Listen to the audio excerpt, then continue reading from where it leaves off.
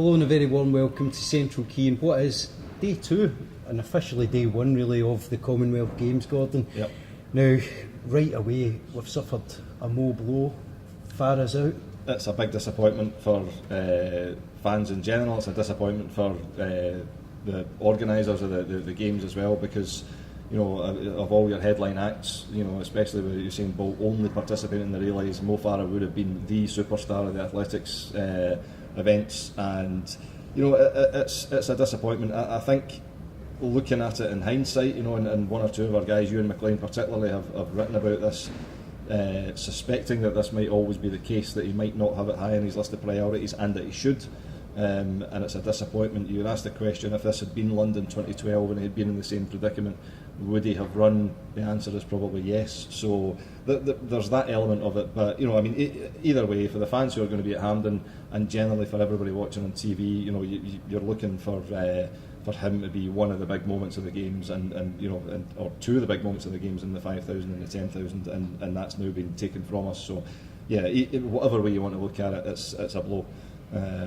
However, this on day one, this whole thing is, can be about emerging heroes. One of the themes of last night's build-up on TV, I noticed, was everybody talking about how the games was a platform for Kelly Holmes, for Alan Wells, for Daley Thompson, for all these guys to make a name for themselves. So there's an opportunity there for the next Mo Farah to make a name for themselves. If it's not going to be him, it's going to be somebody else. There's going to be somebody else standing on that podium with a gold medal around their neck.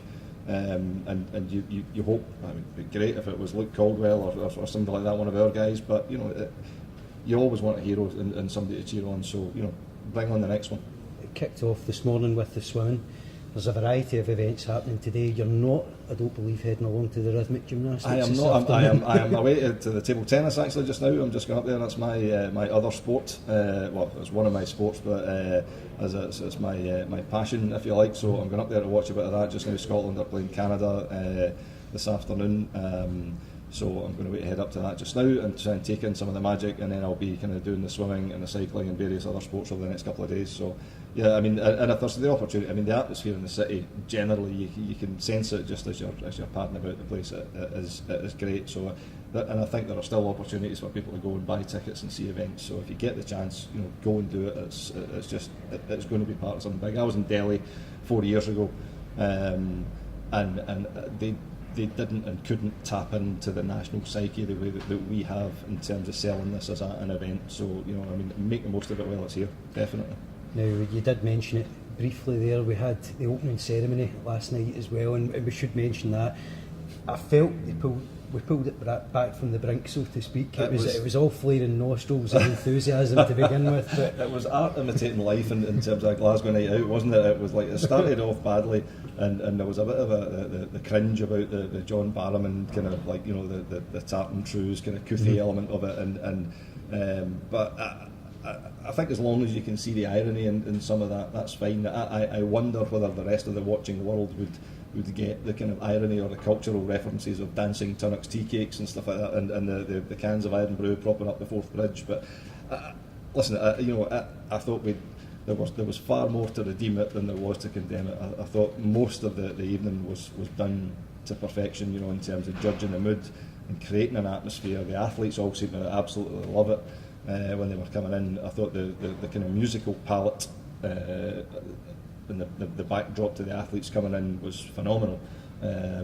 So yeah, it turned out to be a great night and a great representation of everything that they wanted it to be. It didn't take itself too seriously, and I think that the kind of great representation of that was the cone in the head of as you go well into at the end of the night, and you're thinking, right now, that's Glasgow. That's us being self-deprecating and appreciating the fact that you cannot take yourself too seriously with these things. But yeah, it almost made you forget about John Barrowman, but not quite.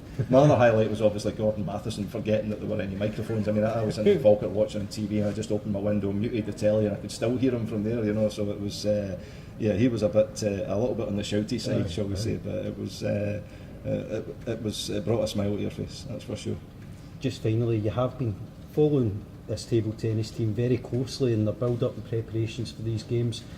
is there anyone to keep an eye open for in general over the coming couple of days that you'll be watching very closely in all the events? In the table tennis, I mean, I think that realistically they should be looking for a top 8 place. You never know what the atmosphere and the home adrenaline does for you. I mean, they took a bronze medal in the Commonwealth Championships last year, which was unexpected, and they really rose to the occasion. So there's no reason why they can't. I mean, you could be looking at a possible Scotland-England game somewhere along the lines in the early knockout stages, which would be fantastic, and it would be a real challenge for the boys.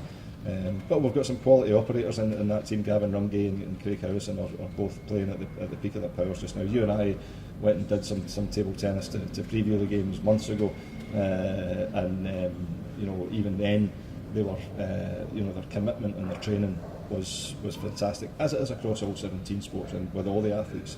You forget a lot of the time that these guys aren't professionals, but they train and they play the game like professionals. So this is their opportunity to really showcase what they can do in front of a big crowd on the very rare occasion where they get a crowd to watch table tennis. So if it encourages people to come along, watch it, enjoy it, participate in it, then so much the better.